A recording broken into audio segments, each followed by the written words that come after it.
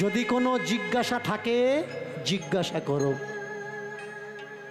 ভক্তকে ভগবান বলছে যদি জিজ্ঞাসা থাকে জিজ্ঞাসা করো। আপনারা যে অত দূর থেকে অত কষ্ট করে কীর্তন শোনার জন্য এখানে এসেছেন, আপনারা কাকে জিজ্ঞাসা করবেন? যদি মনে প্রশ্ন থাকে, ভগবান বললে আমাকে জিজ্ঞাসা করবে। ও তো বৃন্দাবনে গিয়ে ভগবান স্বপ্নের মাধ্যমে পাচ্ছে, জিজ্ঞাসা করছে। আপনি কিভাবে জিজ্ঞাসা করবেন? কারণ ভগবান বললেন আমার নিবাস, আমি অবস্থান করি ভক্তের মধ্যে, বৃন্দাবনে নয়। নাহাম তৃষ্টামি বৈকুণ্ঠে চ নাহাম তৃষ্টামি বৃন্দাবনে চ। বৈকুণ্ঠেও থাকি না, বৃন্দাবনে থাকি না। মদ ভক্ত যত্র গায়ন্তি, নারদ পুরাণের শ্লোক, মদ ভক্ত যত্র গায়ন্তি তত্র তিষ্ঠামি হে নারদ। আমার ভক্ত যেখানে আমার গুণগান করে, আমি শুধুমাত্র আমার ভক্তের হৃদয়ে বসবাস করি। যদি কোনো মনে প্রশ্ন থাকে, কাকে জিজ্ঞাসা করবেন? নিজেকে করুন জিজ্ঞাসা। আর যেদিন আপনি প্রশ্ন করতে পারবেন, জানবেন আপনার ভিতরে সাধনার পূর্তি লাভ হচ্ছে। সাধক প্রশ্ন করতে পারে, সাধক ছাড়া কেউ ভগবানকে প্রশ্ন করতে পারে না। ভক্ত চোখ বন্ধ করেই খুশি, কিন্তু সাধক ভগবানের কাছে ঠিক বেঠিক জেনে খুশি। ভগবানকে ভগবান শ্রীকৃষ্ণ। একটা ভগবানের ডেফিনেশন দিলাম আমি। ডাক্তার ভগবান, নার্স ভগবান, কম্পাউন্ডার ভগবান, বাবা মা ভগবান, পুলিশ লাইনে যারা কাজ করছে, যারা রাত্রে নাইট ডিউটি করছে, মিলিটারি লাইনে। কেন বললাম পুলিশ লাইনের লোকগুলো ভগবানের দরজা দেওয়া যায়? শুনুন, আমরা গান করার পরে এই যে হোল নাইট রাত বিরেতে চলি না, আমরা দেখি যেখানে গ্রামের মানুষগুলো ঘুমাচ্ছে, যেখানে থাকার যোগ্য নয়, সেখানে বসেও ছেলেগুলো ডিউটি করছে। কেউ নেই, ঠান্ডা রাত্রিকাল, তাদের ভূতের ভয় নেই, মরার ভয় নেই, জমের ভয় নেই। Duty is duty. ডিউটিকে তারা পূজা মনে করে, ডিউটির ফলকে তারা প্রসাদ মনে করে। তারা কর্তব্য পালন করছে। যারা কর্তব্য পালন করতে জানে তারাই হলো ভগবান। ভগবান কে? ভগবান হলো একটা প্রখ্যাত পদবী। ডেফিনেশন কি? যে আপনাকে মঙ্গল করে তিনি হলেন ভগবান। মঙ্গলকারী ভগবান, এটা আগে বোঝা লাগবে। কে কার মঙ্গলকারী? এত মানুষ ভগবান খুঁজছে, ভগবান পাচ্ছে না। কেন পাচ্ছে না? আপনি ভগবান খুঁজছেন, ভগবান পাচ্ছেন না। আমি ভগবান খুঁজছি, ভগবান পাচ্ছি না। কেন পাচ্ছি না? ভগবান আর কেউ নয়, আপনি ভগবান। কেউ যদি নিজেকে খোঁজে, সে যেমন তাকে কখনো খুঁজে পাবে না, তেমনি কোনো ভক্ত যদি ভগবান খোঁজে, বাস্তবে সে কখনো পেতে পারে না। একটা নিরাকার ভগবান, একটা আকার ভগবান। এই পৃথিবীর মঙ্গল যে করে সে ভগবান। জীব জগৎ জড় জগতের মঙ্গল যে করে সে ভগবান। আর এই জড় জগৎ জীব জগতের মঙ্গল আপনি করতে পারেন, আমি করতে পারি। আমি যদি না করতে পারি আর কারোর দ্বারা সম্ভব হবে না। তাই সেই ভগবানকে আমি আমাকে খুঁজছি, তাই আমি দেখতে পাচ্ছি না। আমি বলেছি, কথা দিয়েছি, যে সমস্যা তৈরি হয়েছে যে কৃষ্ণ অসুর, ভালো করে মন দিয়ে শুনবেন। ঋগ্বেদ প্রথম মণ্ডল থেকে নবম দশম পর্যন্ত পড়বেন। অসুর শব্দ কোনো খারাপ শব্দ নয়। কে অসুর দেখে নেবেন। যে মদ খায় না তাকে অসুর বলা হয়, যে শক্তিশালী তাকে অসুর বলা হয়, যে বলশালী তাকে অসুর বলে, যে ক্ষমতাশালী তাকে অসুর বলে, যিনি রাজা রাজগদ্দিতে বসে প্রজা পালক সেই রাজাকে অসুর বলা হয়, ক্ষমতাশালী অসুর বলে। আমি বলছি না, কে বলছে? ঋগ বেদ বলছে। দয়া করে অসুর শব্দের ডেফিনেশন পেতে গেলে ঋগ্বেদটা একটু পড়বেন। আর বাড়িতে যদি ঋগ্বেদ না থাকে মোবাইলে ঋগ্বেদটা ডাউনলোড করে নেবেন, নিয়ে পড়বেন যে ভগবান শ্রীকৃষ্ণকে বেদে অসুর বলা হয়েছে।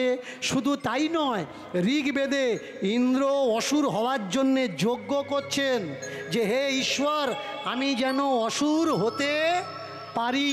চন্দ্র সূর্য এরা অসুর হওয়ার জন্যে তপস্যা করছেন।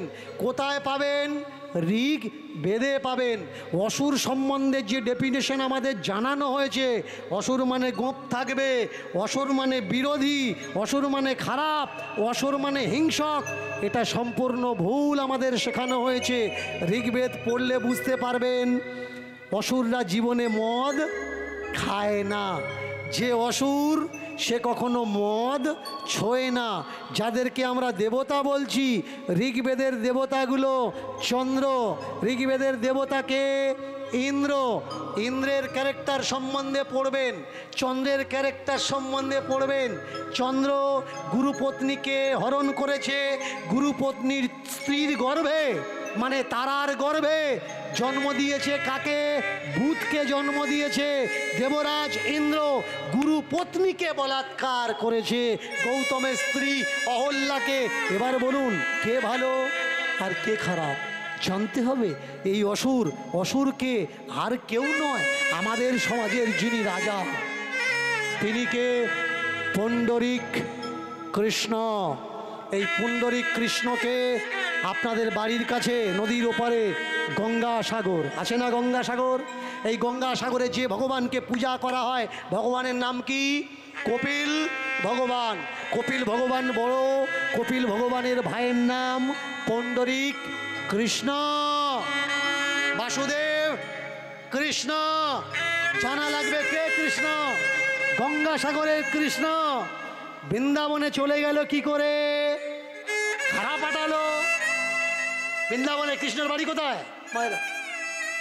কৃষ্ণের বাড়ি কোথায়? বৃন্দাবন। কিন্তু ধর্মশাস্ত্র, ন্যায়শাস্ত্র, নীতিশাস্ত্র কি বলছে? কৃষ্ণের বাড়ি গঙ্গাসাগর। তাহলে এই কৃষ্ণকে, কপিল মুনির ভাইকে বৃন্দাবনে কারা পাঠালো? এর জন্যে পড়াশুনো করা লাগবে। যাকে আমরা রাধে রাধে বলছি, এই রাধার বাড়ি কোথায়? রাধার বাড়ি পাহাড়পুর। আসানসোলটা পেরোবেন, পাহাড়পুর বলে একটা স্টেশন আছে। রাধার বাড়ি কোথায়? পাহাড়পুর। তাহলে রাধার বাড়ি যদি পাহাড়পুর ঝাড়খণ্ড হয়, সেই ঝাড়খণ্ডের রাধা বৃন্দাবনের যাবৎ চলে গেল কি করে? এর জন্য তো বলি পড়াশুনো করো। চোখ বন্ধ করে কারোর উপরে ভরসা করো না, কারোর উপরে বিশ্বাস করো না। চোখ বন্ধ করে বিশ্বাস করবে, এক সময় তুমি ঘুমিয়ে পড়বে। ঘুমালে তুমি স্বপ্ন দেখবে, স্বপ্নে হয়তো রাজা হলেও হবে, কিন্তু যখন ঘুম ভাগবে দেখবে তুমি রাজা নাও, তুমি পচা। বাস্তবে তুমি পচা। হতে পারো তুমি স্বপ্নে রাজা হয়েছো, স্বপ্নটা কখনো সত্যি হয় না। আর স্বপ্ন যদি সত্যি হতো, পৃথিবীতে কেউ দুঃখী থাকতো না। আমাকে অনেকে বলে, বাবা আপনি একটা আশ্রম তৈরি করুন, আমরা চলে যাব আপনার আশ্রমে, ছেলে মেয়েগুলো আপনার আশ্রমে দিয়ে দেবো। অনুরোধ, এটা কখনো ভাববেন না। 3 নয়, 4 নয়, লাখো লাখো মন্দির, দিবার নেই। মন্দিরের সঙ্গে মন্দির, মন্দিরের গায়ে মন্দির, রাস্তাঘাট কম, আর যেখানে যাচ্ছে সেখানে শুধু মন্দির। যাকে দেখে তাকে জিজ্ঞাসা করে, হ্যাঁ গো কৃষ্ণ কানাই কোথায়? সে দেখিয়ে দেয়, ওই তো কৃষ্ণ কানাই মন্দিরে। মন্দিরের বারান্দাতে বসে পূজারীকে জিজ্ঞাসা করে, হ্যাঁ গো কৃষ্ণ কানাই গরু চড়াতে যাবে না? কৃষ্ণ কানাই গরু চড়াতে যাবে না? পূজারী বললে গরু চড়াতে যেত, তবে এ যুগে নয়, দ্বাপর যুগে। এ যুগে তিনি মন্দিরে আছেন, আর তিনি লীলা করেন না। লীলা করেন না মানে বুঝলাম না। বুঝলে না? ওই যে বৃন্দাবনে বাঁশি বাজে না, তিনি আর গরু চড়ায় না। ওই দামি দামি গহনা আর পরে না। পূজারীরা বলে উঠলে ও তো দাপর যুগের কথা, এ যুগে ওসব হয় না। হয় না বললে হবে? পরশুরাম ভাগবত পাঠক মহারাজ পরশুরাম বলেছে, পরশুরাম কখনো মিথ্যে বলতে পারে না, সাধু কখনো মিথ্যে বলতে পারে না। সাধু সত্য বলে, সাধু কখনো মিথ্যা বলে না। ভগবান আছে, ভগবান লীলা করছে, ভগবান গরু চড়াচ্ছে, ব্যাস। যেখানে যায় নিরাশা হয়ে ফিরে আসে। ভগবান নেই, দাপর যুগে ছিল, দাপর যুগে গরু চড়াতো। খুঁজতে খুঁজতে ক্লান্ত হয়ে বসে পড়েছেন যমুনার তটে, ক্ষীর কদম বৃক্ষের নিচে, যমুনাতে মুখাত পা ধুয়ে আর ওই হাতে মাখন মিশ্রি নিয়ে চিন্তা করছেন। প্রতিজ্ঞা করেছিলাম তাকে দেখতে না পেলে এক বুঁদ জল জিভ থেকে ভিতরে ঢোক দেব না। এখন কি করার দরকার, কি করা উচিত, করণীয় কি? বাহ, হাতে ক্ষীর আর মিশ্রি, মাখন আর মিশ্রি, বসে থাকতে থাকতে বসে থাকতে থাকতে ঘুমিয়ে পড়েছেন। গাছের গায়ে টেক লাগিয়ে যমুনার হাওয়া গায়ে লেগেছে আর ঘুমিয়ে পড়েছেন। যেমনি ঘুমিয়ে পড়া, ঘুমের মধ্যে দিয়ে স্বপ্নের মাধ্যম দিয়ে চলে গেলেন কোথায়? ভাগবতের সেই প্রেক্ষাপট বৃন্দাবনে। স্বপ্নের মধ্যে দেখছেন সেখানে ভগবান শ্রীকৃষ্ণ তার ন্যায় সখা বালকগণ গোধন নিয়ে আসছেন। একটা আড্ডা নয়, হাজারো হাজারো গোধন। পিছন থেকে আওয়াজ করছে হাট হাট হাট হাট হাট। চাকর বাকরদের দেখে, রাখালদের দেখে গোবর্ধন ডাকাত জিজ্ঞাসা করলে, তোদের ভিতরে গোপালকে? কেন আমি? হ্যাঁ, তোদের ভিতরে গোপালকে? বা তার মানে ও শুনছে কে গোপাল। তুই গোপাল? হ্যাঁ আমি গোপাল। এই তুই? হ্যাঁ আমিও গোপাল। এই তুই? যাকে জিজ্ঞাসা করে সে বলে আমার নাম গোপাল। এ বেটা ডাকাত বুঝবে কি করে? ও তো গোপাল খুঁজে আসেনি, ও এসছে খুঁজতে কৃষ্ণ গোপাল।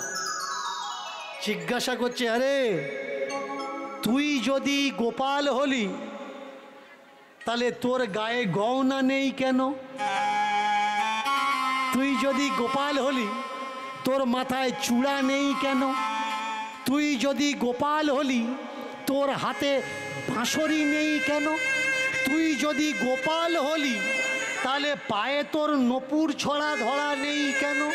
ও বুঝেছি বুঝেছি বুঝেছি, তুমি গোপাল খুঁজছো না, তুমি কৃষ্ণ গোপাল খুঁজছো।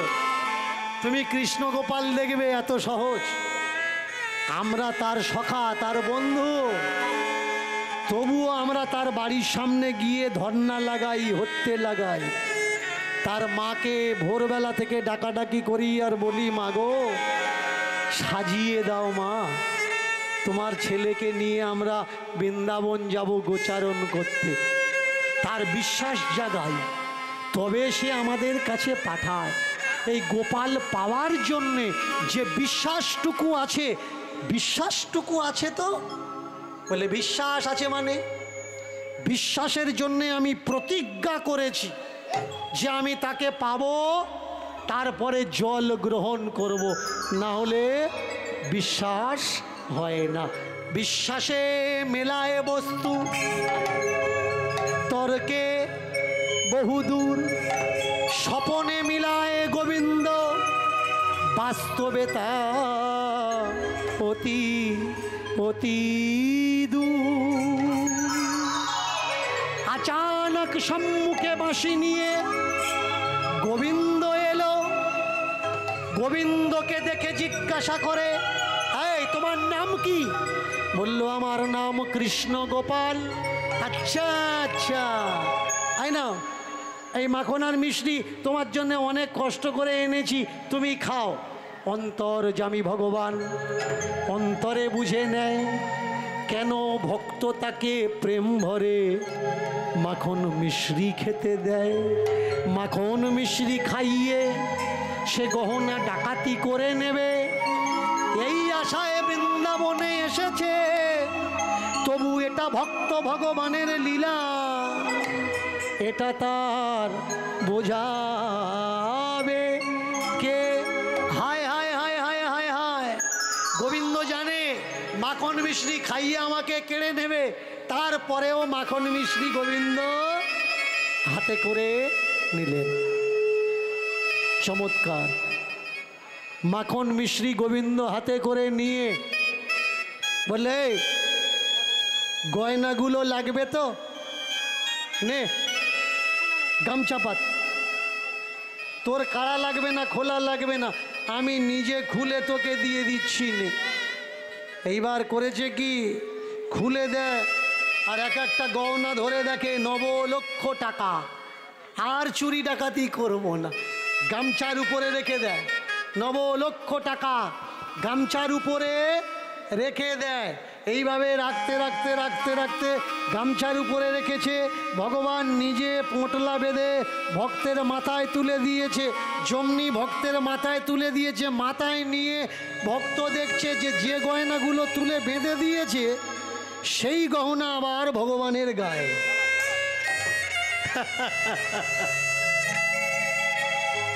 হ্যাঁ গো, এটা কি করে হয়?